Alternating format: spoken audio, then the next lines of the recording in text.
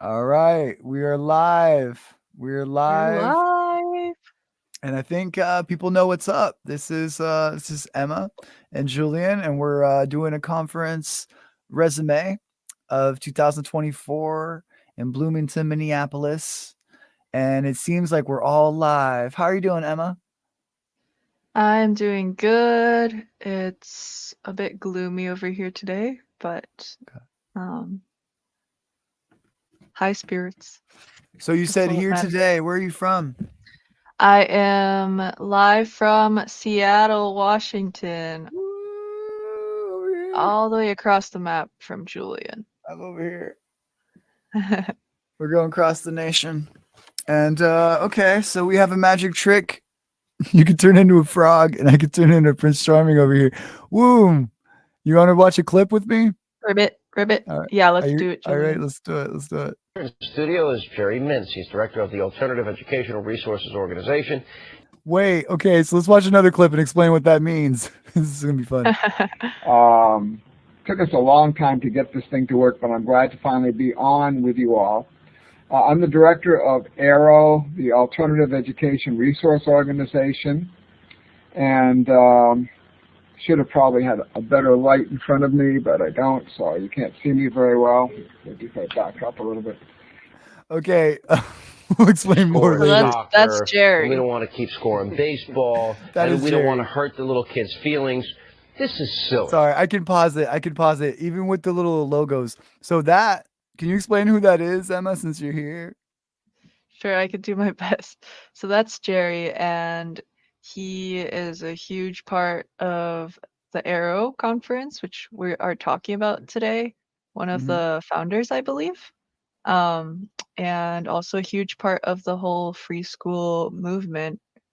And this is a clip of quite a while back of him on Fox News, and it's quite entertaining. So the okay, so let's describe it.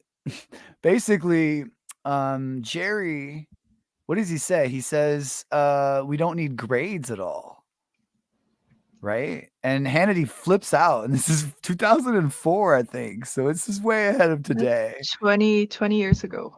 20 years ago. And so he just says, okay, so let's dissect that. What does that mean, Emma, to not need any grades? What is learner-centered education to get the show started? Like, have you Well, have you learned by being graded for your obedience or being given resources to teach yourself? I think you summed it up right there pretty well already in that question. But yeah, in most schools, I would say there's a grade system to measure students' performance, and that often is a restrictive measure instead of a motivational, encouraging system for kids. So having a system with grades, personally for me, when I was in school with grades, it was a lot of pressure on performance, and learning is not something that we can really measure with a system like grades.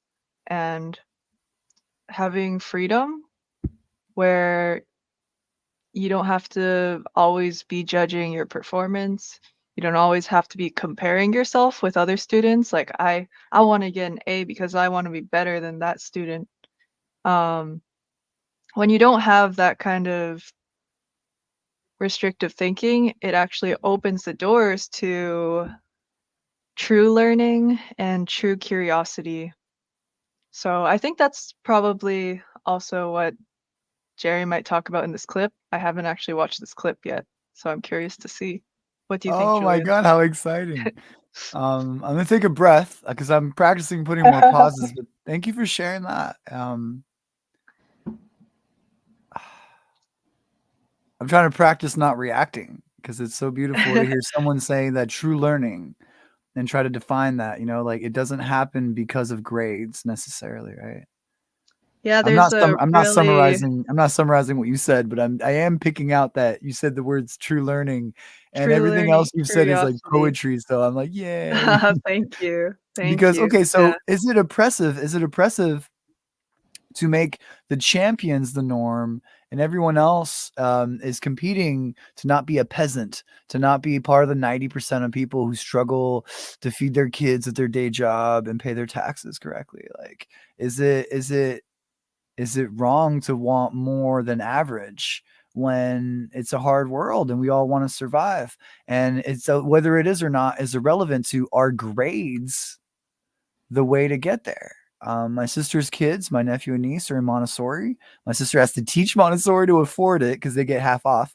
But don't tell everybody that. But if you teach Montessori, your kids get half off, and that's only $10,000 a year for both kids instead of twice that. So that's a lot of money. But hey, if you want to have kids, that's what people pay. Not you specifically. I'm just saying, like, if people want to have kids, like, that's expensive. And so Montessori is about play-based learning. We're talking about learner-centered education. So we're talking about letting a kid be immersed in what they're learning about, right?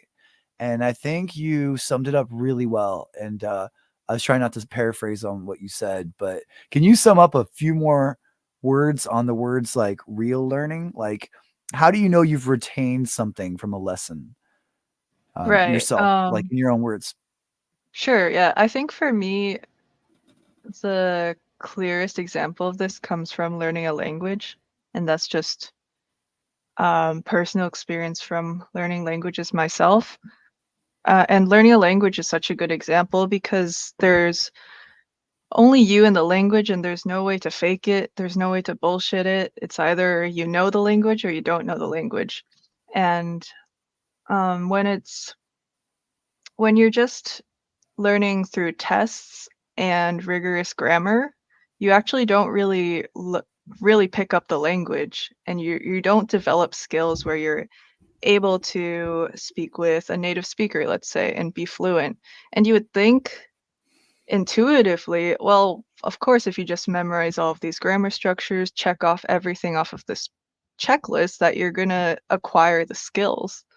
But actually, the real way to go about it is by creating a stress-free environment, by having fun while you learn the language, by making sure you don't overwhelm yourself, by feeding yourself information that is too complex past your level.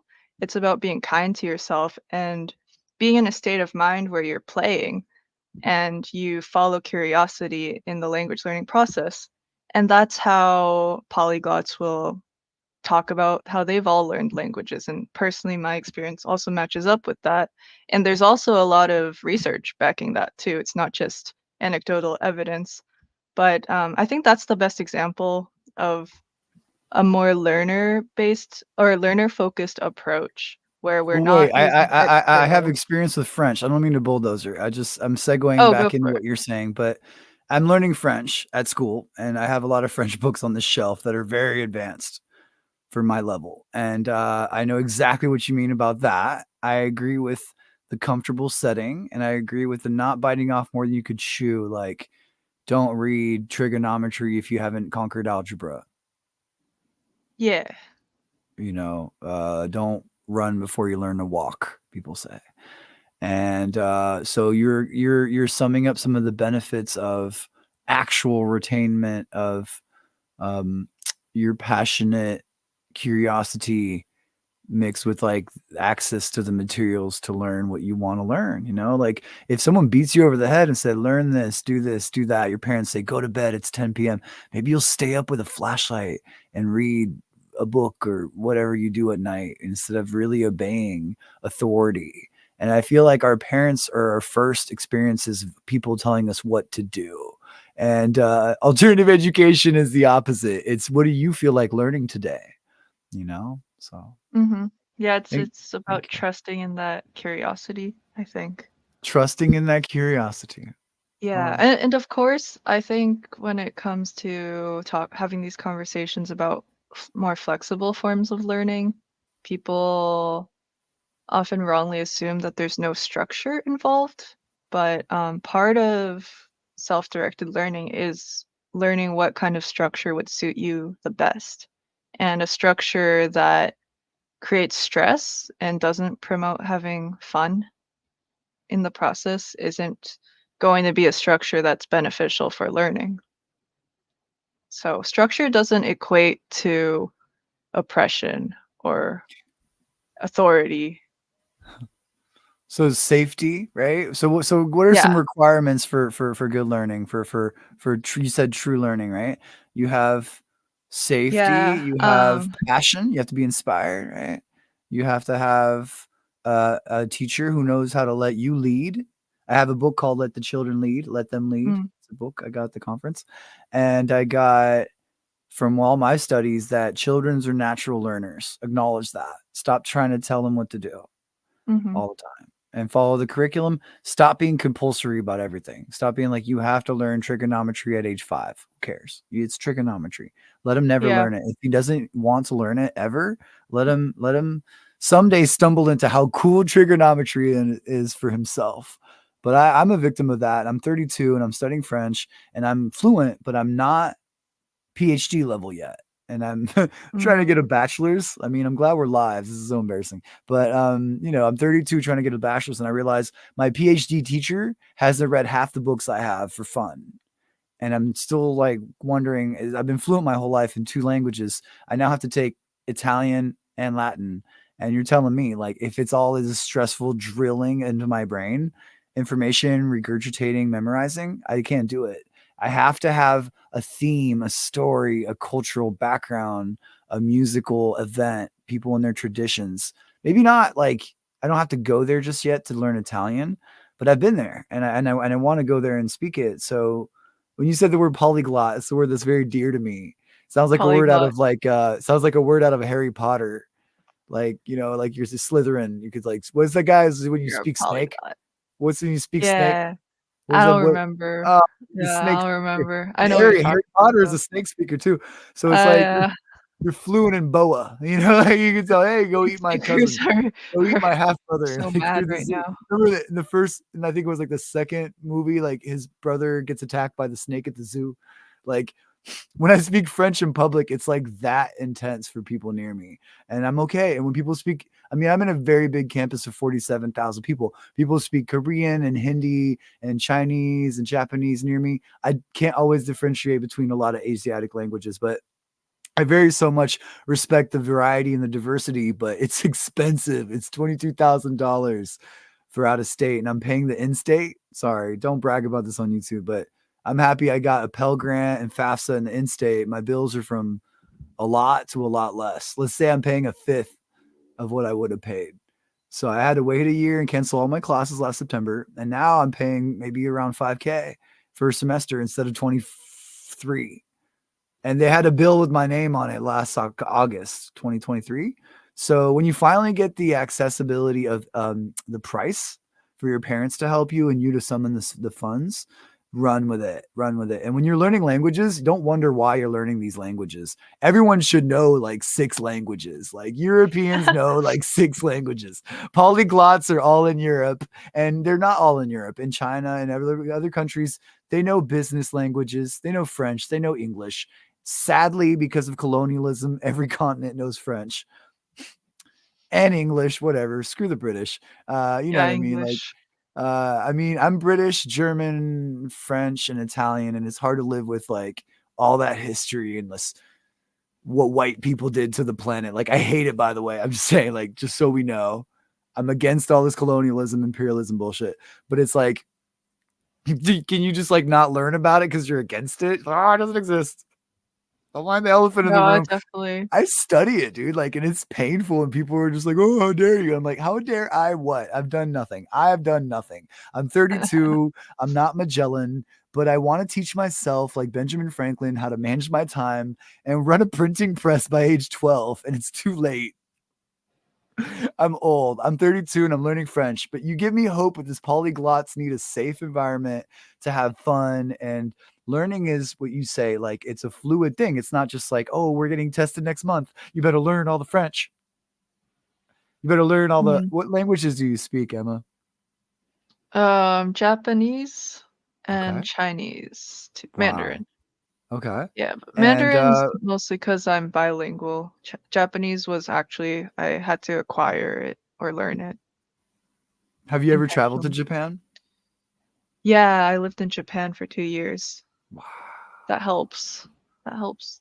I lived in France for 8 years. I'm basically fluent, but it's not Uh, enough. Like, I'm reading old French books like Shakespeare, and I'd like a PhD. I don't have time or money for that, but I think if I get a master's in French, I'll get some serious jobs because being mm, fluent is not enough. You have to know your grammar. You have to know how to write, how to read, how to like decipher, how to like take apart, edit stuff and remix it and like be proud. And I just don't know if I'm all there yet with my writing. And I'm glad I'm in school with a whole faculty and it's affordable ish. You know, everything's so expensive, but like I live on a shoestring budget and my roommate helps me garden. I quit my job in the dining commons to focus on my classes, and I have like 95% in almost all my. I only have 4 classes, but I took 6 classes and got like a 2.97, and I was kind of mad because if you go abroad, they give you a scholarship if you have a 3.0. So it was like this close from being like 3.0, like 2.97, but I still kept my FAFSA, my Pell Grant. That's like $7,000 every 6 months. That's like $14,000 that's a year. good. Yeah. So when you go through all this bureaucracy, which took me 2 years, this is not a joke. Mm. It took me like 1 year and 7 months. And in December, they're finally like, oh, by the way, you keep appealing to our denial of your in-state, but I guess you proved it with 20 YouTube videos and a letter the size of Montana. Thank you to Write Sonic, a ChatGPT alternative, Well, what for does helping me that write a happy letter when I was pissed because they teaches denied you my. persistence. Well, I edited it as a human. It wasn't all robotic, but it was like I added 20 links of all the stuff I've ever done in Pennsylvania for 5 years as proof Mhm. of me being here for 12 consecutive months for non-scholastic reasons. And I've broken up since with the partner I was with, but it was a 9-year relationship. So it was very much I moved here for love. And the school didn't believe that. And after all the videos of me and Julian Woods, they were like, dude, you're insane. Like, you've obviously been here. Bravo. It took 2 years, but you get it. And That's I'm like, funny. yes. I saved like enough money to where I could afford to go. And I'm not under the impression that I'm smarter than the entire school. I just don't like so I'm in a regular school. We're talking about alternative education, and I feel like it's compartmentalized and none of them can help you. The registrar, the bursar, you know what I'm talking about. They run you the drill. They're like, oh, go to the registrar, go to the registrar, go to this office, talk to go to the 4th floor of this one building. And you're like going insane. You're like, should I just quit? Should I just be Amish and make cheese with my goats and sell the milk and have chickens and like never go back to regular society? And my poor dad, who's old and teaching still, he's not that old, and he's doing really well. But he's not like rich, but like he's like, oh, go to school or you're either now or never 2 years ago. So it's just only getting worse. I'm not getting younger, but I am getting better at school. And because I'm self-directed, self-taught on a lot of subjects like DJing or French culture in general, like I'm able to get a lot out of my classes. And I feel like it's been said before that when you go to school and you're self-directed, you can play the game and use the extra time to study whatever the hell you want. And once you get credentials, you can travel from school to go to the archives. PhD people, they love saying, I went to the archives. Great, whatever, dude. You're the god of the world. I could go on Google right now. I get smartphone right here, go on Google, like I'm just saying, like, the archives actually sound pretty cool. And I've never been to any archives. So I have the Petit Library where I live, and there are some archives, but I'm not like, I don't know how to read Latin. And you're talking about polyglots. I feel like our only hope nowadays is to teach ourselves how to live together. Not like me and you live pretty far away, but everyone in between us needs to learn to live it together, and America will be way better off. I'm on a total segue that makes no sense at all. I'm gonna drink some water. Do you want to watch the clip with me?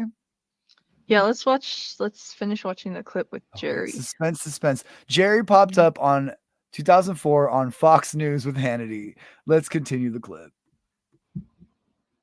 My mother was the valedictorian of her high school class. And by the way, it didn't get passed on to me. She was, it's something to strive for, to be number one, to be the best you can be. Competition makes you better, and you're taking that away. Actually, I'm surprised you're on that side. Wait, come back. Oh, hello, I'm here still. Okay, good. I'll come back from the frog. Come back from the frog, please. Yay. Hey, So okay, so did you hear what he said? My cousin was valid. He's already mad. This is like 1 minute into a 3-minute clip, and Hannity, right? Hannity lost his cahoots. Is there a word for that in English? Like he's just losing his stuff. He's like, well, I guess we cussed already. He's losing his shit. He's like, wow, what's going on? And it's only been 1 minute, and he's already like, how dare you? My cousin's a valedictorian, and he loves being best of his year of class. And it's like, can you Something to feel? strive for. Can you feel it? I won't call it supremacy or racism. It's not. That's not a word I use. But there's this inherent superiority in Hannity's, whoever it is, niece or nephew who's valedictorian versus everyone else. And just even in context, I'm disgusted. I don't want to start watching Fox News. It's been 20 years. I've seen it a few times. I guess I miss Tucker Carlson because he was funny, but like I don't like him. I'm not a Republican, just people know. But I think like Jerry handles it very well. He's like, I'm surprised you're on that side. How do you feel about it, Emma? Like, do valedictorians get to be like given preferential treatment, and 99% of people are just pieces of you know what? I think a lot of people do strive for that title. Yeah. So I definitely do think there's, if you tell people your child or I don't know, brother or sister is valedictorian, there's an expected response that's like, wow, that's impressive. They must be so smart. It's definitely an expectation, like a societal expectation. But I think that's probably what Jerry goes into later in the clip too. I just wanted to But get a little bit of your reaction, Shelby. I don't want to stop and start too many times. But thank you. I think it's true. I think okay, I have one more question. Ivy Leagues? My friend went to Ivy League. Carnegie Mellon University, and she met one of her ex-fiancés. And they had a struggle on their way out, but they met years ago in this Ivy League college, and they both got really high paying jobs, like 6-figure incomes. Mhm. Is that overrated? Is that like a valedictorian? Is that having an Ivy League education automatically a sign of like upper echelon of middle class? Sorry. That sounds derogative. It kind of is. I mean, Correcting I'm yourself. like middle, dude. Like I'm trying to be upper middle. Like financially, I'm not even lower middle, dude. I'm like poor. I'm like about to join the bum villages and go back to Well, California. I That's what my think life is. that's like a whole thing to talk about where it's like Ivy Leagues. education Yeah. and money. I think Private money's a boarding huge schools. John Taylor Gatto always talks about the only real private boarding education, schools. private boarding schools. They teach these people I how to don't know if I really do agree stuff. with that. No, I don't either. No. John Taylor Gatto says it's the worst that they keep some of the methods of really teaching people how to manage society for these private Got boarding you. schools. And it's horrible because what are they teaching these kids? How to be the management. Yeah. Emmanuel Macron, World Structure. Economic Forum, the young leaders of the World Economic Forum. A couple of these people on the media, like Putin, Vladimir Putin. He's on the young leaders of the Economic Forum. Macron's one of them, and they teach him to be bankers, and they teach him to like create no value for society and treat us like the pleb. I'm so sorry. I'm near a phone and I'm on the internet, but who cares? I mean, this is what we are. We're middle to upper middle to lower middle. We're all the pleb. Higher than higher middle, you're at the 10%. You're all warring and eating each other like cannibal mafia families to get the piece of the whole pie. And I mean, I just think like I'm reading a lot of old French. We take for granted the human beings and valedictorians and Ivy Leagues and private boarding schools. And I guess one of my specific questions for you is how can we bring education back? And in French, égalitaire, when you pronounce it in French, for me, it just means fair. How can we be more fair in providing people opportunities to access educational materials? Like I have enough of a scholarship to where it's affordable. I could go to college. That's what I mean. I don't mean like free education. I mean like affordable, like, and not only affordable, once you pay for it, meaningful versus would you pay way too much to go to Harvard? You get all the cool jobs, but they don't know anything. And the more graduate PhD, the more compartmentalized. They only know about 1 century of French history in like the 18th. They only know like Rousseau and 3 other people. And my teacher, who's younger than me, has specialized in only the 18th century. She told me she doesn't know about 6 authors I named the other day, whom I've read a lot. But it's like I have leisure time to read. So am I smarter than a PhD who's 2 years younger than me, teaching me a 445 level class? Sorry, that's like graduate level class. That's what I mean. It's not French 1 or 2. It's like there's barely any classes left because I'm so French, but I still can't really read or write. I can read very well. I can't write flawlessly. I could write pretty well. And so is self-directed learning that people could do while they're all competing to be valedictorian? I guess it's a loaded question. Well, I mean, so I'm going to stop loading the question, ask a new question. What do you think, Emma, are some solutions to the constant competition that, yes, is helpful, but like we don't need it? And you said to learn languages like Japanese and Mandarin. How many people watching this speak those languages? If 1,000 people watch this, maybe 100, right? A lot of people, but maybe 10 people will watch this. So realistically, like 1 or 2, right? And they'll be like, yeah, Mandarin and Japanese, bravo. But you can't be like whipped over the back with like, learn 32 alphabets. I heard there's 32 alphabets in Chinese. So A, B, C, D, E, F, G times 32. You guys are some comedian said that's why y'all are so like musical. That's why said Chinese people In are so musical Chinese? because they have so many alphabets. Is that true? Can you fact I check me? don't. How many alphabets do all the dialects of China have altogether? Oh, I don't know. China has so many dialects, though. It's such a big, diverse country. Okay, so question. Now we're deviating to China, but like, okay, so does China have like valedictorians? Like, Well, are they competitive with the education? Does it really matter? Is it like survival of the fittest? Oh my god. um, See where I'm going with this? I'm like, no. I just mean like, do they strive to be the best of the best? well, I don't know too much because I didn't grow up there or haven't spent too much time there, but it's very strict and kind of like South Korea, I'm assuming. But Like aren't they South supposed to Korea. all be equal?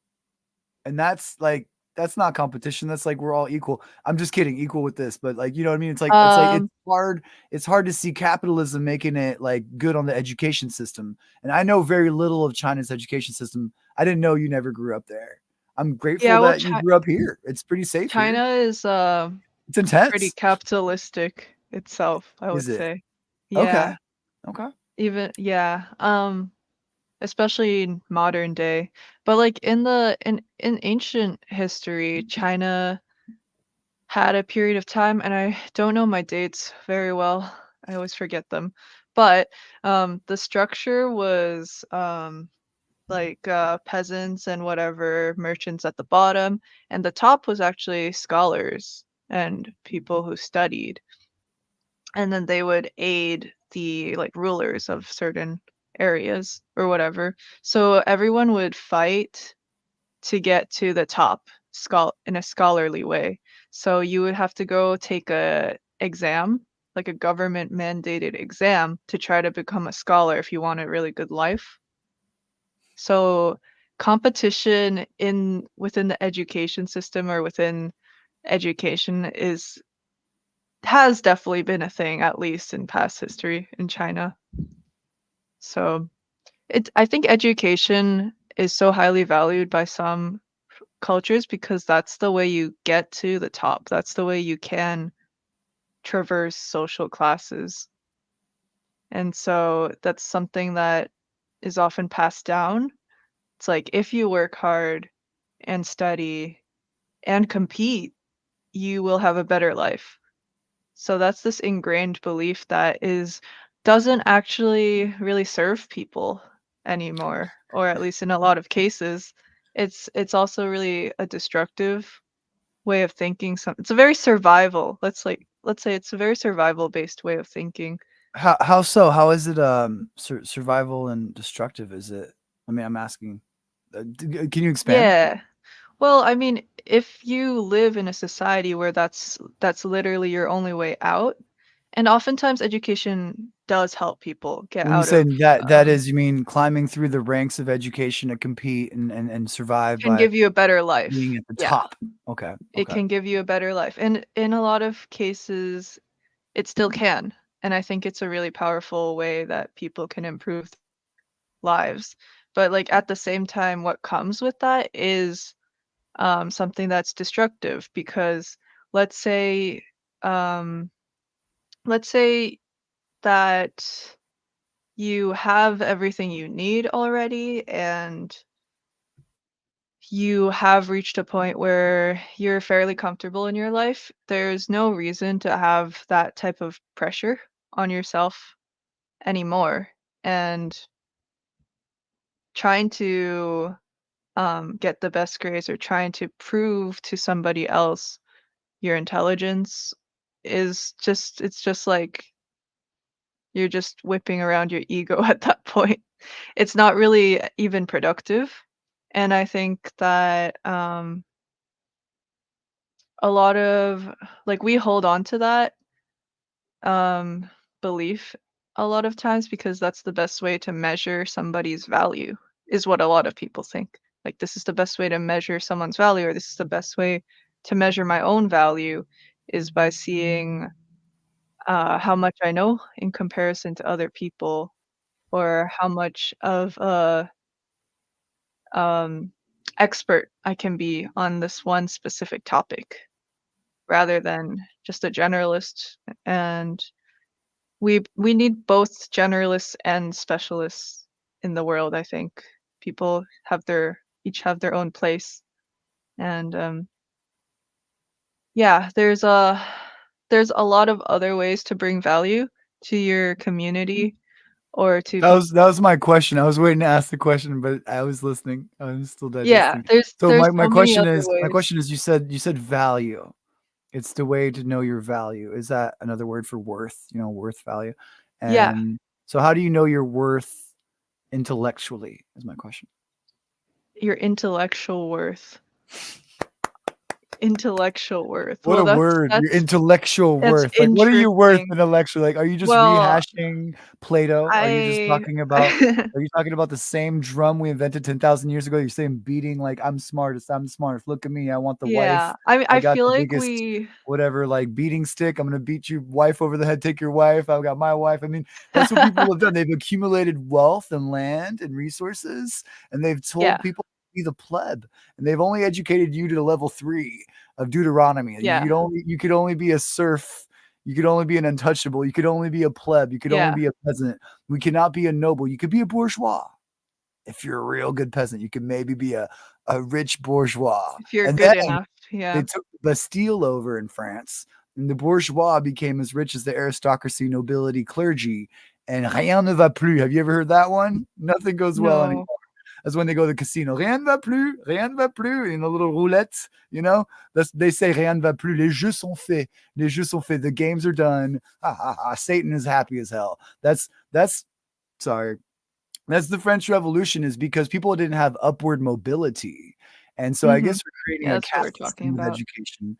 We're not enabling people to enlighten themselves with the resources and the materials that are accessible to these private boarding schools, the Ivy Leagues, and some of these Montessori schools aren't that smart. They're smarter. Some of these really smart elite boarding schools are teaching 7-year-olds how to manage your 7-year-old. Whatever color they are doesn't make you less a slave. It's weird. They treat us like we're livestock. And that's what I see in all the John Taylor Gatto and Ivan Illich. And they treat us like we're livestock that's supposed to compete to be like the best workhorse for some industry. You can either code really well and lose a lot of sleep. I'm one of the best DJs I know how to be. I've lost some hours doing what I do. I'm one of the best like dance instructor facilitators I know how to be. I don't consider it like a lucrative business opportunity. Don't worry. I have other day jobs, but I think like everything I do teaches me more than school right now. And I've had 20 little day jobs of permaculture and backyard helping and doing like weeding and landscaping. And I feel like when people force learning into me, I do it to prove a point and then I forget it instantly and I never use it.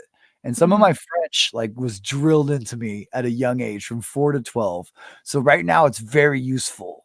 But only my bosses who were French kept my French speaking going. So my French written grammar has never evolved to the level of a 30-year-old guy who knows legal documents, but I can't like write them. But like, I really don't want to read French legal documents because it's annoying. Like, it's all legalese, And so I could be that smart. I could have gone half it down the street from where I live, but whatever, whatever. Like 3 hours from where I live. I have to look at the map every time I talk. But I didn't go to Harvard. I hit the streets of hard knocks, and I'm happy. I'm like 20 years sober from anything harder than like medium amounts of drinking a beer here and there, when I'm with my friends. So it's kind of cool. Like, I feel like intellectuals, I know a lot of them, and none of them are perfect, and half of them can't wipe their butt or live in the woods or do things that I learned to do for no money. And I'm not a survivalist. I feel like living off the land, homesteading. It took me about 5 years to get where I'm at, and I don't have a PhD in it. And people with a PhD, they're so full of themselves that their compartments, sorry, PhD people, my dad has 3 of them, that they forget to keep learning. And even my dad with 3 PhDs, he's really humble. He keeps learning every day. He always looks up words he hasn't read before. But when we have good parents who want us to survive, can we blame them for sending us to the best schools, for wanting Carnegie Mellon University or Ithaca College or Cornell? I was just near Cornell last weekend. I know some people who go there. It's cool if you come from another country and go to a really fancy college, but I guess I'm asking you the question, Emma, is that it? Did they teach you how to live, how to find a mate, how to pay your taxes, how to not overdrink? Just kidding. Why would they teach you That that? one's important. Yeah, but half the industry That's the of most college important. towns is drinking, right? So like, Teaches you how to drink. just Teaches teasing. you how to party. But those 3 questions, I Um, guess, like, do they, I mean, those 3 questions, those 3 things, we could forget them. But the question is that it? Like, is sending your kids to a good college that's expensive, that has a prestigious reputation, is that mhm, enough once they earn the Ivy League credentials to mhm. guarantee a future for them? Well, it might have been a little bit in the past. I certainly don't think so anymore with the current state of things. It's But like, outdated. You're saying it's outdated? yeah, it's Yeah. outdated information, and I think a lot of times our parents or families just want the best for us, and that's in their mind what's the best. Because it's like they want to provide us with the tools and education that we need to thrive, but that comes with they have their own blind spots, and that happens to be one of them. What are some other blind spots that our parents who pay for this often, or help us at least, often, most of us, and sometimes we get grants, sometimes we pay for ourselves. What are our parents who give us money to either waste or to invest into college? Um, what are some of the blind spots they have when they do that? They believe the system that is outdated, where you go to college, you get a good job, you make some Hmm. Hmm. kids, maybe some grandkids, get me a Well, picket fence with a yeah. Labrador, look normal, keep up with the Joneses. How So I how are think all these blind that spots hitting them? Like, they don't even see all these blind spots. What are these blind spots our parents have? the main thing is that a lot of them things are different now than it was in the past. Wait, it cut out a second. A lot of what are different? A lot of them don't realize that things are different now than they were Okay. in the past. So, Yeah. like in the past, college barely cost anything, right? Of course, it's Yeah. a great deal to put in the My friend's effort. mom went to MIT for like 10,000 bucks a year, dude. Yeah, It's like imagine crazy. getting Ivy League education for 10 grand a year is crazy. And just, I mean, people listening to this can look up the numbers for what it It's is it's now, two you hundred, two know? hundred fifty, 3, Yeah, 400,000, something yeah. like that. Yeah. So that's definitely one of them, just like the most basic one. And then I Okay, the think cost. the cost, and then a lot of good intentioned parents who might not be financially literate, I think. So financial literacy is another huge one. And that's something that's important to teach kids about how does money work? What does it mean when you're taking out a huge loan for education? And what does it mean to have debt? A lot of people don't realize, I mean, this is a huge problem in the US in general. A lot of people don't realize that it's a lot easier to accumulate debt than it is to pay it off. Once you're in that situation, it's harder to dig yourself out of it than just dropping or like just getting a loan from the bank. That's the easy part. The hard part's paying that off. And people aren't taught like basic skills like budgeting and setting goals for their money. They don't understand the power of just saving 10% a month and how far that could take you in the long run. There's so many things that come with that too, and just understanding how our money system works, how stocks work. All of that's severely just a blind spot. A blind spot in a lot of the people who have good intentions sending their kids to college and all of that. And that kind of leads to the third one, which is because the lack of financial literacy, I believe it comes from the fact that finances are hard to talk about because it's such an emotionally charged topic. There's a lot of trauma and emotions behind people's lack of financial literacy or bad spending habits or even like gambling addictions or whatever addictions that might take up a lot of money. Behind all of that is a lot of trauma. It's hard to talk about money. It's hard to talk about money when maybe your parents are people who came from less well off a less well off situation, who grew up poor. There's a lot of pain that comes with that topic. And so it's not a skill that's often passed on to kids. So I think another blind spot's just like realizing the emotional impact that a choice like this could have on their children and the emotional impact of nurturing a child to discover who they are as a person versus throwing them into college before they even know who they are or what they might want out of life. There's like a very important component, I think, to education that involves maybe taking a break from mainstream college or school in order to make sure that somebody can learn who they are as a person. So this whole mental health aspect is another blind spot I think a lot of families have when considering college. Because college is it's an environment, and what kind of environment you put yourself in shapes you as a person. And to spend so much money and without a purpose or without intention is often just a bad choice, I think. It's good for some people, but it could hinder a lot of progress in someone's life if you don't really make a good decision there.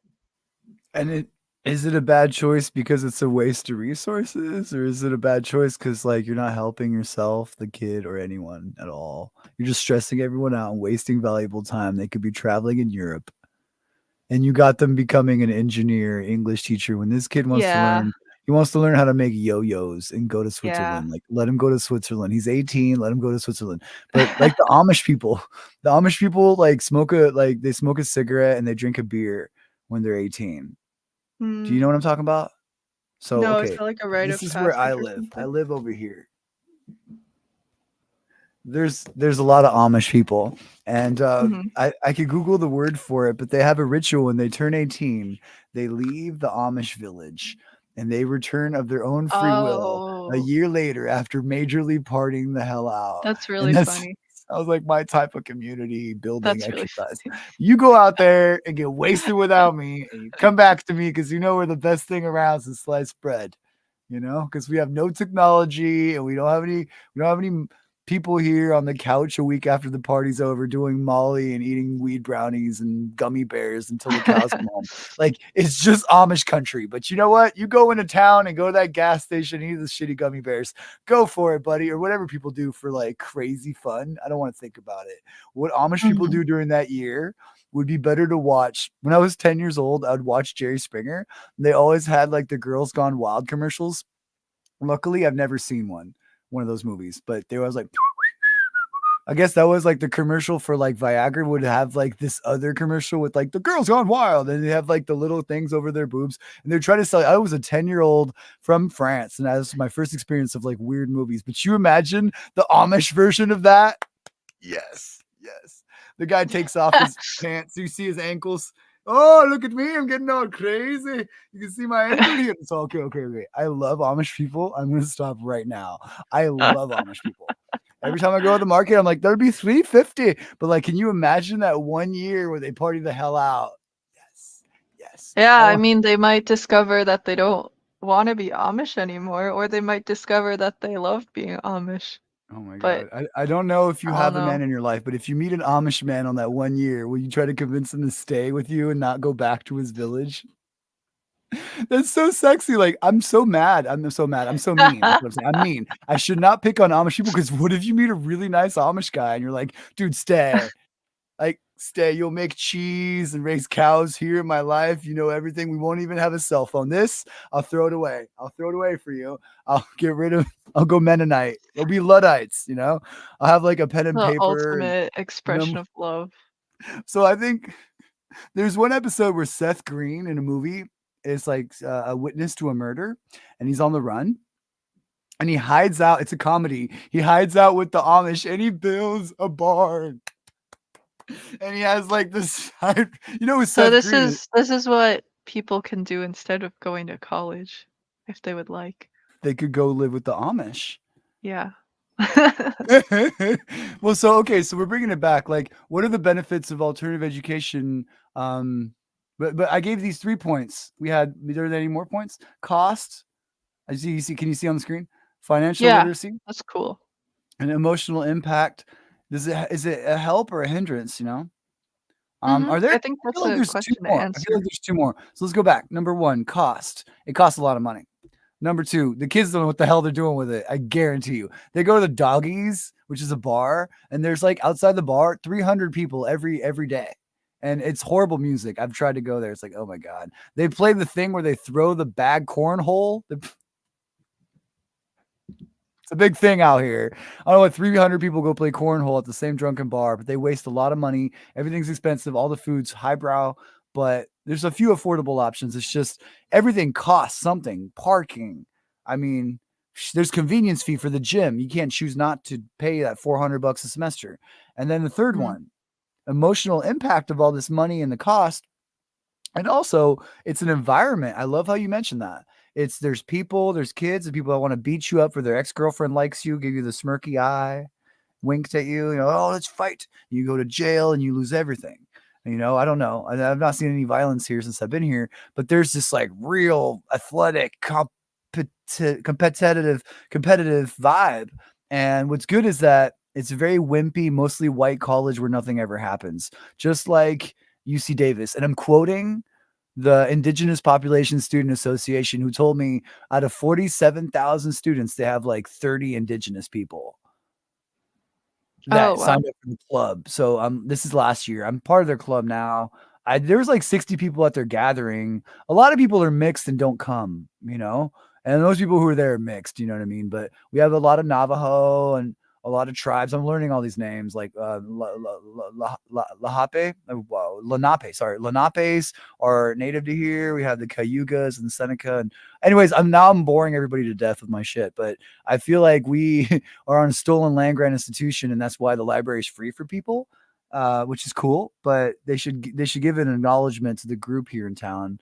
And this group told me we're a mostly white campus, and I asked my French teacher, is that true? And he said, most of the black men who are really fit are on the football team. And so when I was in June finishing my finals, I know it sounds biased because I'm a white dude saying this, but I went to the club called The Basement, and there was 200 people, and they were dancing their butts off, Emma. And it was really fun. I danced a little bit. And they were like, built, dude. And I was like, this is probably this valedictorian thing leads to this elitist, slightly colonial, imperial kind of remnants of like, we leave diversity, and that 10% is really nitpicked to fit in to the token of what we need that 10% to look like here. If you're a drug gang in and out with tattoos up to here, you're not in state college. Sorry, wherever the fuck I am. But it's like wherever the hell I live, in anywhere of Pennsylvania, if you're one of these colleges that's ran by the state, they have an image, and their image of diversity only includes so many people. There's a few people with tattoos. It's not like there's no war on tattoos where I go. If you have money, you could have tattoos, but you can't have like prison tats and be selling drugs. People are really, everyone here is being hired to fund the military industrial war complex where I go to school. So it's funny. Maybe I'll be translating for them someday. Who cares? For now, I can't even spell in French. I could barely read my French books that I want to read. I can read for fun, and I could tell you get a lot more from self-directed learning than from institutionalized compulsory beat you over the head, tell you what to think and feel. So, do you want to watch the rest of the clip with Hannity? Yeah, let's watch it. Let's watch it. Okay, cool. The Some of the fact frog is again. that education I'm gonna take my today camera out. is totally different from what it used to be. It should not be, the motivation should not be external. They shouldn't be trying to get good grades or competition.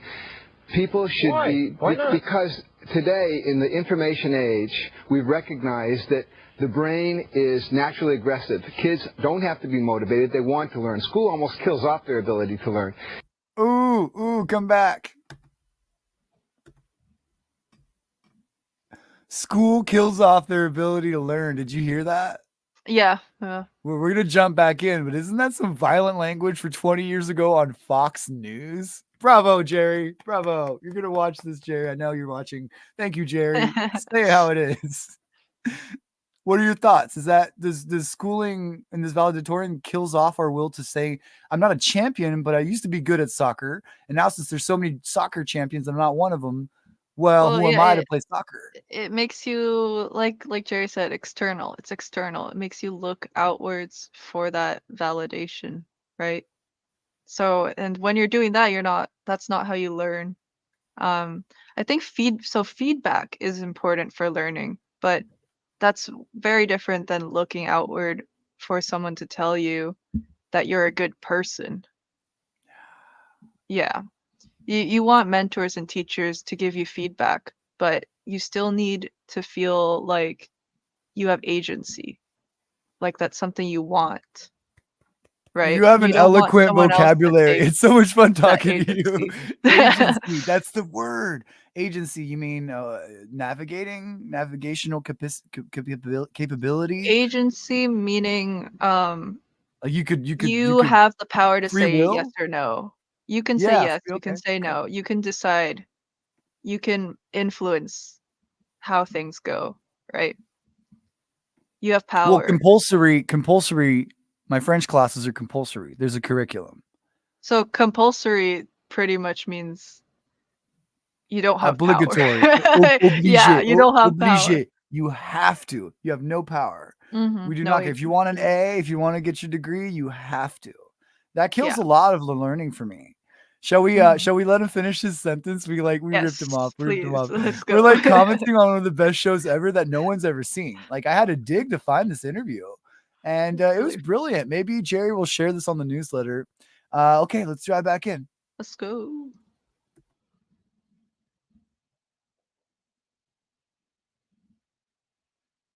Getting to the top of the class encourage or discourage the process? Well, several high schools around the country have done away with class ranking systems and valedictorians, saying that the pressure on the kids to succeed is just way too much. Joining us here in studio is Jerry Mintz. He's director of the Alternative Educational Resources Organization. Yeah, and we don't want to keep score in soccer, and we don't want to keep score in baseball, and we don't want to hurt the little kids' feelings. This is silly.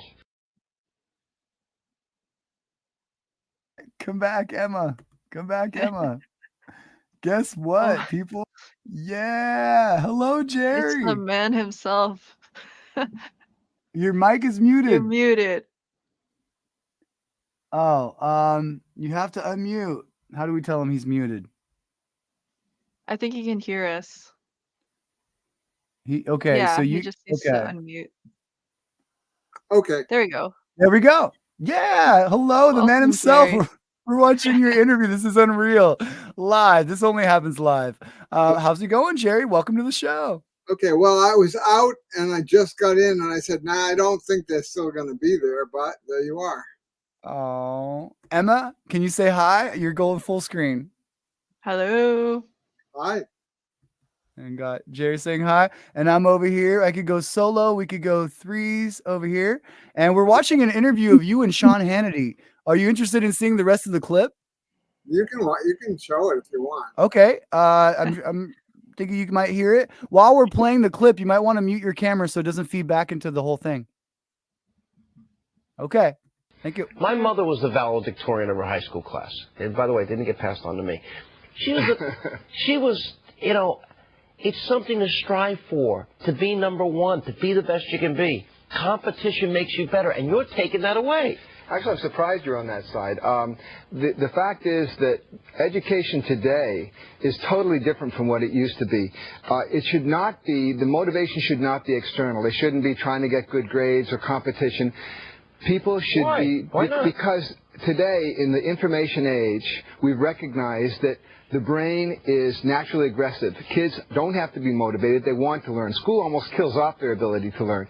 And what happens is that... I agree with that statement. Well, I know you would. I agree with that That's why I'm surprised you're on that side. Because competition is good. I understand. But people should be learning because they're interested in learning. And there are many schools that I'm involved with that are based on that, and they build on that. And all knowledge is ultimately connected. All right, but that's fine. But if you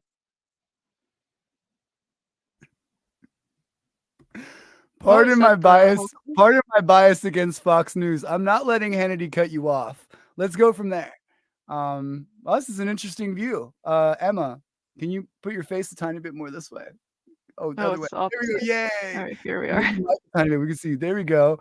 So Jerry, you're with us. Unmute the mic. Unmuting. Can you unmute it? I can't. There we go. Okay, so that was 20 years ago, Jerry. Well, what do you mean? Who is that guy who didn't have white hair? Oh my God, this is Jerry Mitz, the founder of AERO. Got some clips. Looked like me, but Oh, that's so funny. You were quite dashing. Hannity, you weren't scared of Sean Hannity. You went to Fox News, Jerry. How did it feel? are you kidding me? I mean, me and Emma were talking about how you said it how it is right before you showed up. This is great. We have you in person. Well, I'm never afraid of that stuff. I'm actually very comfortable with the media. Okay. And so what's changed in 20 years? Not enough. Oh, you want to watch a cool clip I have? Of what? Oh, it's John Holtz talking about what the bottle filling operation is about. Okay. Well, It's brief. May I? All right, let's do it. sure. Common and mistaken notions about teaching and learning. And that is that knowledge is a substance, a kind of a liquid, and teaching is the act of pouring it out of a full vessel into an empty one. And that is not what happens. Learners make learning.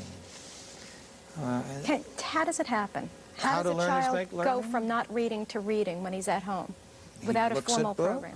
He looks at books, he looks at signs. I'm in the process of writing a book about the way this happens, and we get lots of letters at Growing Without Schooling. Usually parents say, you know, all of a sudden we find this child knows something, and we don't know where she learned it or where he learned it. We didn't teach it to him. All right, I could bring everyone back. There we go. We don't need this. We don't need this. We could do this. John once stayed overnight at our emergency shelter. No way. Yeah. And so the phone rang and there was a kid who had taken off, but then he wanted to come right back Oh my God. to the shelter. And we're slowly taking the phone out of his room. He says, no, don't take the phone out. He wanted to hear the conversation. Wow. But John was great. Well, so to paraphrase what John just said, he's like, how does learning happen? He says, well, people are under the mistaken impression that it's a liquid and you could just pour it into a bottle. Right. And education is like a bottle filling operation. And then when you're not in that paradigm, the people send their kids to like Montessori or Waldorf, and the kids come back and like the parents are like, this kid's learning stuff and we don't know where they learned it from. Mhm. And John's theory is that kids are natural learners. Am I correct? Well, sure, of course. Okay. So when you say not enough has changed, what should be changing, Jerry? You have the floor. All the schools should be based on that idea. That kids are natural learners? We've had a long time to try to change them, and they haven't changed much. They have changed a little, not much. There are some things that have changed, but not very much. So in other words, you're still operating on the same bottle filling theory. Yes. The schools are. They are still in a top-down approach in which they think they have information that they have to give to the student rather than listen to what they want to learn. Emma, you're a woman. Don't be shy. Speak. You're a beautiful person. We want to hear your opinions. Is it a bottle filling operation, this education thing? Should we get out of that paradigm? Is there hope? Is there hope? I don't know if, well, there's definitely hope, but as for a bottle filling operation, I think that it's not only schools that are still operating that way, but even past schooling, society as a whole kind of, at least here in the US, embraces that idea. Workplaces? Workplaces, yeah, it's, or like personal achievement, productivity, it's all built in. How much of that bottle can you fill? So Emma, But that's not. are you in school now somewhere? No, I'm working, not in You're, school currently. what kind of work do you do? Video game development in Video game Seattle. development. Interesting. Yeah. And so what's your personal goal in working in that field? What would you like to see happen? In the field? Yeah, Hmm. video game. Well, What kind of game would you like to develop that would make you feel pretty good? I want to develop games that have meaningful stories that change people in a positive way. So teach people lessons, help them discover things about themselves, because I think stories are very powerful. So yeah, that's what I love about games. Um, but the game industry has a lot of problems in general, actually very related to just overwork and production and over focus on how much can you do in a short amount of time. So I'm really lucky that the place I work at is very different, and well-being is something everyone cares about, and we promote that. So it's kind of rare to see that in more structured work environments or like entertainment industry, but it's nice that um, some places are trying to do it differently. And I think that if more places embraced that way of thinking, where people ebb and flow, and we're not just filling bottles and filling bottles with knowledge or productivity or, yeah, like production. I think if we acknowledge that everyone ebbs and flows and learning and producing and creating is a natural process, that people will be happier overall. We can create a happier society. So there is hope. It's just a matter of how we can get there still. So what about Bravo. Go ahead, Jerry. creating a game that will help kids learn what they are interested in learning? How would you do that? I think that's a really big question. I think there needs to be different games, right? So many different games. So depending on what the kid enjoys, they can engage in that game. But there's already enough games out there, honestly. Well, There's so many games. I'm not thinking about enough. The games Uh-huh. that the kids play don't necessarily help them become better learners. And so that's what I'm thinking about. For example, something in which they would have to learn how to get information in order to answer a question to get a point.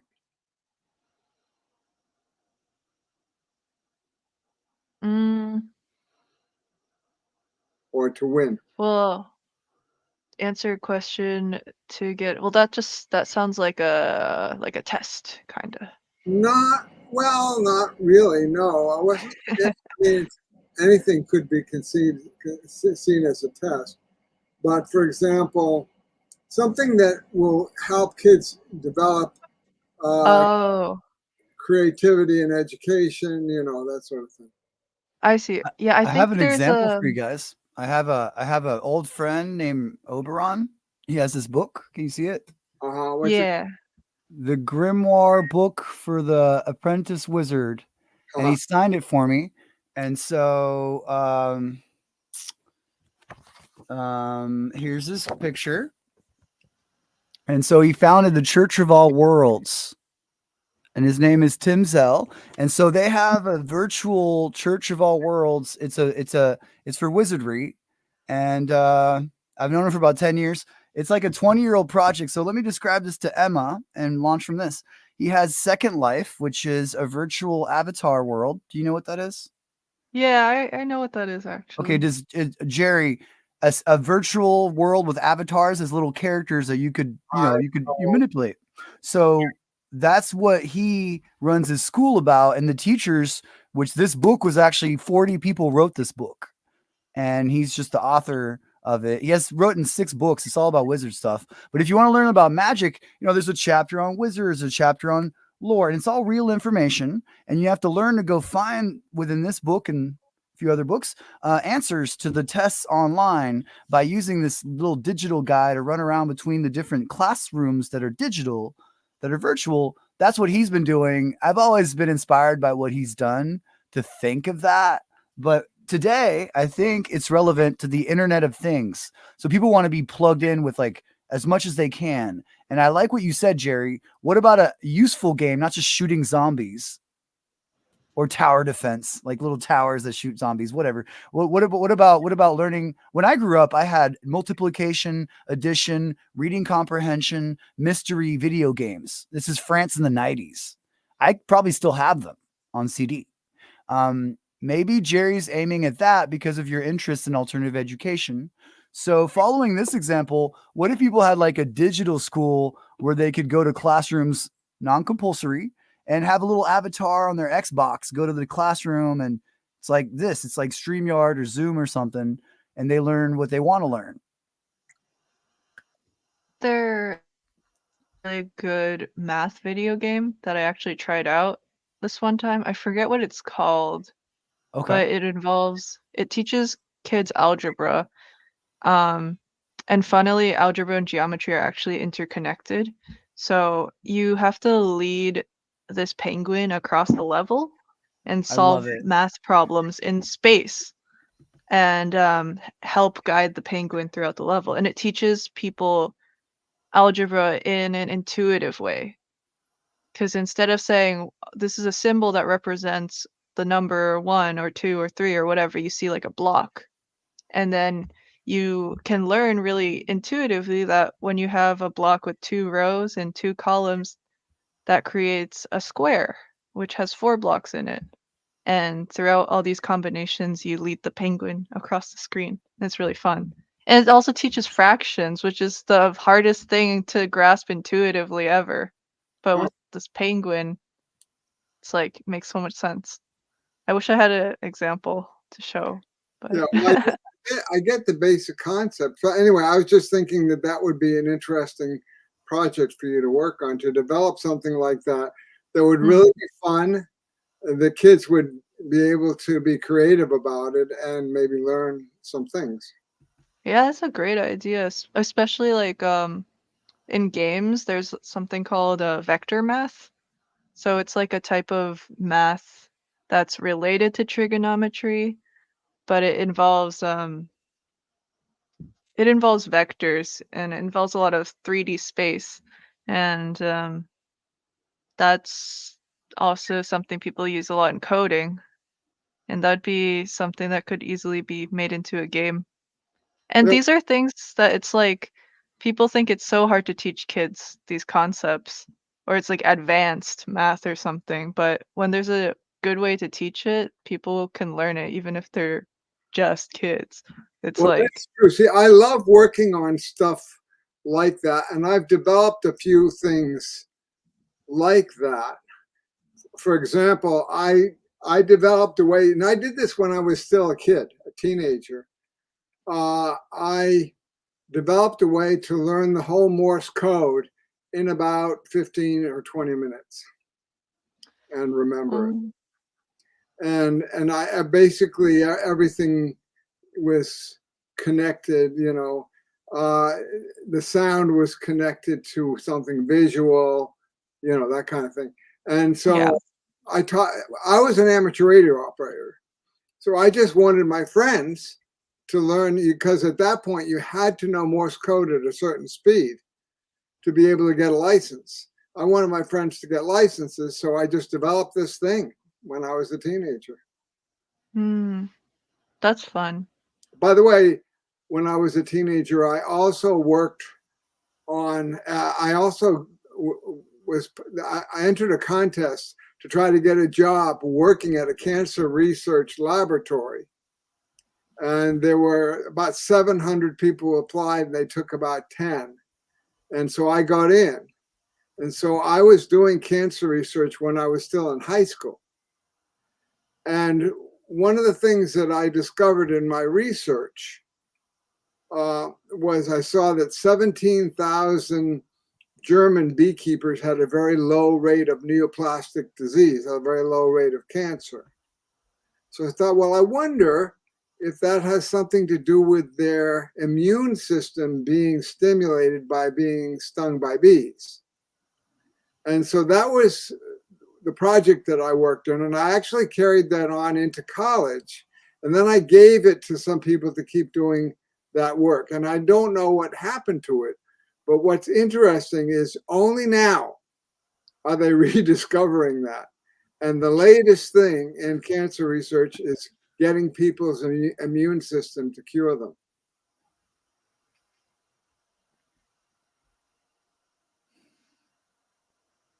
So self-directed learning, like Sean Hannity said, is obviously useless and has like no practical applications. And we're doing the wrong thing. We should change professions, get a day job, go start washing some dishes. No, I love what you said. It's such hope. I'm obviously being rhetorical for those of us who have no sense of humor left. Cancer research could benefit from it. Kids could become engineers, architects, instead of maybe like being off kilter during school and being prone to violence, sex, and drugs at too young of age to know what the hell is going on.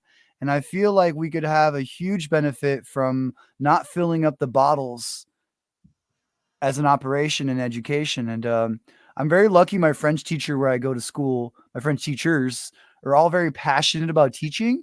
And I finally got the rates of tuition to be affordable because I'm a very happy Frenchman in recovery from 20 years of forgetting that I was French and not writing. So I have to do all my grammar from scratch.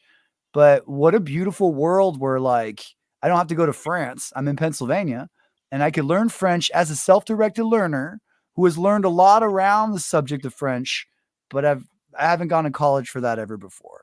So, like, yeah, Where did you go to school? I went to school at Diablo Valley College. You mean high school? Ask M. Oh, sorry, Emma.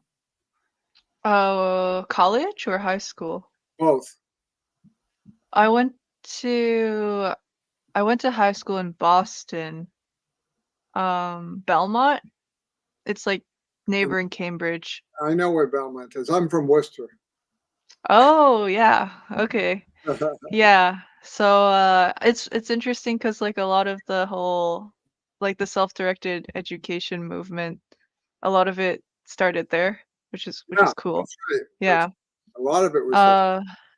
College, I went to a vocational school for a year, but I dropped out, so I Uh, never really went to college. okay. Hmm. So how did you get involved with alternative education? How did you get moved in that direction? I was struggling in high school, and I came across the Teenage Liberation Handbook, which Aha, is a book I know it. about how to quit school and live your own life. Right. I was feeling a lack of agency, and I had a lot of social trouble and mental health What's the name of trouble. the woman who wrote that book? Glenn, oh, what was it? I forget. I could search it up. I knew her kids. Anyway, I knew her too. Well, I knew her. Grace Llewellyn. Grace Llewellyn. Grace Llewellyn, right? Yeah. Oh, So you knew her kids. I knew her too. But so that's interesting. So you found her book, and that was a big switch, huh? Yeah, it was life-changing for Wow. sure. Then I looked more into, I looked into Montessori, democratic schools, all of that, John Holt, Right. um, Sir Ken Robinson, Right. all of that, yeah. So I knew all those people. So Ken used to be a speaker at our conference. So is John Holt, actually. And so was oh John Taylor Gatto. John Gatto, yeah. Yeah. Underground History of American Education. Did you ever read that? I have it here somewhere. Dumbing Us Down. I have Dumbing Us Down. Emma, have I you I read read it? some of Dumbing Us Down. I don't know if I read the other one. Okay. Yeah. And then I talked to Ken Danford, and that's how I decided to leave school. You didn't go to his program though, right? Did you? No, he said I was too old for it. Yeah, I know how that works. That's whatever. So you just have to do it on your own. Mhm. Okay, that's interesting. Yeah, I knew Ken when he was thinking he wanted to be a teacher at a charter school somewhere. That was before he started what he started. But I was at a kind of a gathering in Massachusetts. It was organized by a woman who had actually started Albany Free School for her own children, Mary Loya. And so she brought, so they came over to that meeting. A bunch of people were there, but I think he learned what he needed to learn to go ahead and do what he's now doing.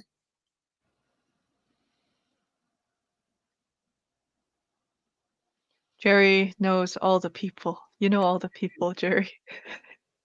For better, Amazing. for better or worse, that and what is it, $3 or $4 will give you a ticket on the subway now or something. In other words, it's not worth much.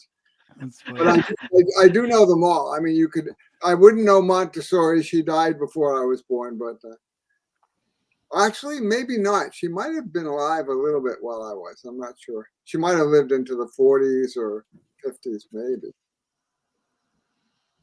But I didn't know. But I mean, all the other ones I met at one point or another, What about this, Jerry? Oh, can you see it? Oh, sorry. Letting them lead. Whose book is that? Lori Block There you go, Spiegel. of course. Adventures in Game-Based Self-Directed Learning. It's a brand new book from the conference. Ta-da! Yeah, I think did she have a She had two of them. Yeah, she had a keynote or something. Does she have what? A keynote or Yeah, a conference. Yeah. Yeah. I think I remember. Letting them lead. I've known her for a long time. And then this book, Weapons of Mass Instructions, John Taylor Gatto. Yeah, I never read it, but I've seen that one. So I just want to let you guys know I summoned Emma here to share her experience of the conference. We don't have any clips from the conference on this interview, but now that you're here, Jerry, I want to stop around 1.5 hours, and we're at 1 hour 20.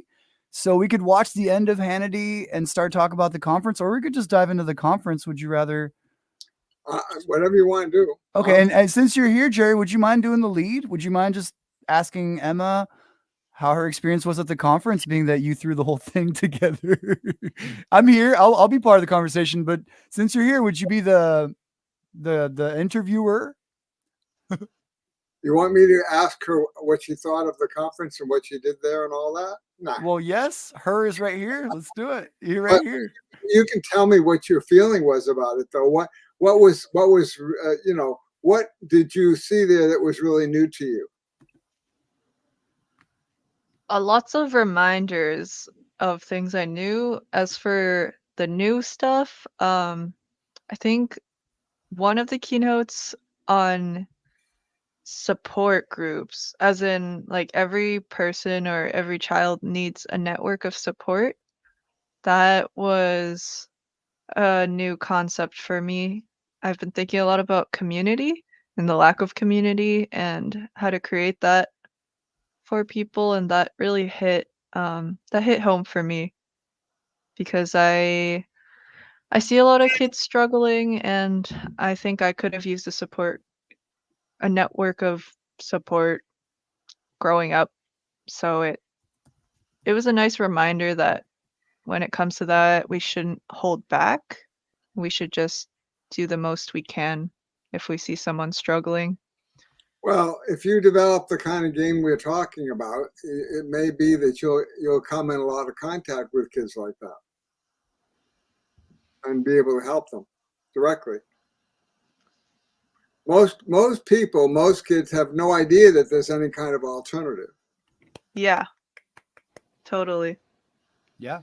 And the problem is that we're very limited in our resources to be able to do that. We do the best we can, but I mean, I was on Hannity. That was good. A lot of people might have seen that, but I haven't done that much. I've done some TV, radio, and I thought about maybe going back and putting a radio show on the internet again, or something. Or I have podcasts, but I think you got to get the word out. You got to. Sorry, you're still good. No, well, that's it. I mean, you got to. That's the job, and it's not easy. And I always thought it might be interesting if we could convince somebody to do a movie about it.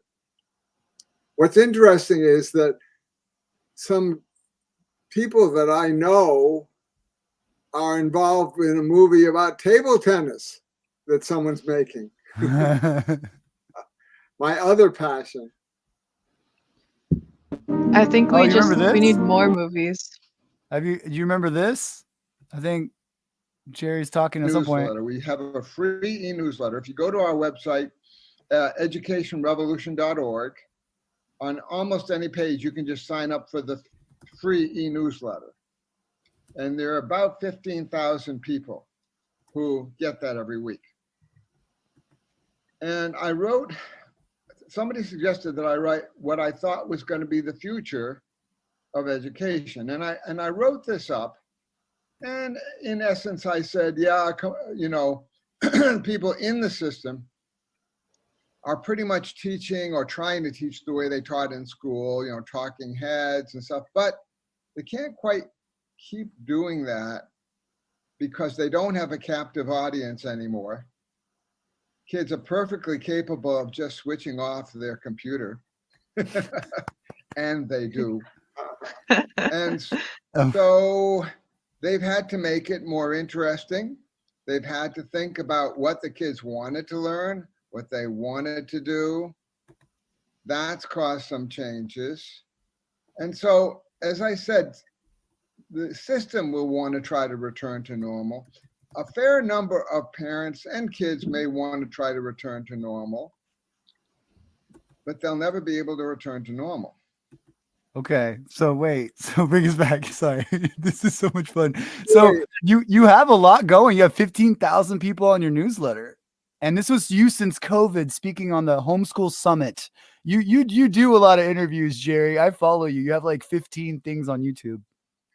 The education revolution is spelled wrong in that thing. I respelled it. Sorry if anyone's reading. I think I spelled it right here. Yes, right now. I respelled that. I totally It's noticed that. I apologize 1,000 times. I will not do that again. But then I'm curious to see, like, because you got Hannity really angry, and Emma's never seen this clip. There's only half a minute left. I'm curious to see what you think of the clip from Fox News. You guys want to watch the rest of that? Yeah, sure, go ahead. Because he's so stuck on valedictorians, it's comical. We've disproved it in this podcast, but All I think we'd all get a little laugh out of it. It's pretty Okay. funny. Go ahead. Side because competition is good. I understand, but the people should be learning because they're interested in learning. And there are many schools that I'm involved with that are based on that, and they build on that. And all knowledge is ultimately connected. All right, but that's fine. But if you don't want your kid to be pushing to be valedictorian and a second in the class, well, that's okay. But you know something? The fact that they can strive to be the best that they can be is a good thing. But see, no, I'm more radical than you. I would abolish I would get rid of the public education system. How do you know you're more radical than I am in that respect? Because I get rid of the public education system. It's a disaster. We encourage a lot of people to become homeschoolers. We help them to do this. I agree. You're bringing them right. Look, the idea is this. I happen to agree with Sean in this respect. I think that if those who want to compete should have the opportunity to compete. In a school, I certainly was not a valedictorian, but or nowhere near that. But there were... You both made this point, but the point is that's exactly it. It's the C students who wind up becoming successful, not the valedictorians. So the point is, those who want to compete for it, let them compete for it. I never cared about it. Those who don't care about it aren't going to care about it. But let me put it this way: if you walk into a library, do you expect to be graded and ranked on the way out? No, because the people are expected to become natural learners. Why deny those students who care about that stuff, who want to compete, to compete and why should you subject all the rest of the students to that? You're not, because most of the students don't care. If you're going to have a ranking, you have to rank all of them. You have to test all of them. You can't say, well, this student was number one for the 10 people who are willing to put up with it. When you went to school, did you care about being valedictorian? No. So did it affect you negatively that other people were? I think it might have, because it was a whole approach to education. How did it hurt you? How did it hurt you that others competed for that? We have a database of 12,000 schools and alternative schools and programs. These are schools mostly that don't have grades, that are learner-centered. This is the wave of the future. Do you think that homeschoolers need their kids to be ranked? The point is this: if a kid is at a school where others are vying for, I almost can't stand the other guy. We're going to let him finish. For valedictorian, does it negatively impact those kids who have no interest in that? Yes, I think it does. How? Because it's a value that the people who are administrating the school I bet you don't keep score in soccer, do you? What? You don't think the kids should keep score in soccer? I think there's nothing wrong with competition when that's your point. Should we keep score in soccer? There's nothing wrong. Of course you should. And I play table tennis, by the way, and I have a bunch of kids that table tennis. I don't think so. No, it's not even going to be close. Tomorrow I'm bringing a bunch of my students to a table tennis tournament, actually. Yeah, in New Jersey. But anyway. Oh, my God. The table tennis. You have a table tennis right behind you as we speak. This is so funny. Okay. Let's take a breath. Yeah, I've got a dip soon, but if there's any closing things. It's been an hour and 28 minutes. One round of closings, and we'll do another one of these someday, I hope. Yeah, just tell me when. So, Jerry, any comments on the video? Oh, wait, you're muted. I muted you. I'm sorry. I just unmuted you. Go ahead. I unmuted you. You're good. I was there, so no, I don't have any problems with and I meant what I said to him. As a conservative, he should really support this, and because he believes in homeschooling and all that. Why shouldn't he? Yeah, I have a feeling that I had an impact on him. You have an impact on everybody, Jerry. You've made my life so fruitful in alternatives. I'm swimming in them. Thank you, Emma, for being with us. It's almost 1 hour and a half exactly. You have le mot de la fin. You have the last minute. The last minute? Well, thank you for having me on here. Criticisms, and commentary, and yes, the last minute. Yeah, no, it was fun to watch that clip of Jerry with Jerry here. It's definitely a highlight. Yeah, and I'm happy to be on again sometime in the future. Okay. When my video about the conference comes out, let's do this again. Or if you can't make it, I'll send you the recording. Thank you, Jerry, and thank you, Emma, for being here. Emma, where are you on the West Coast? What city?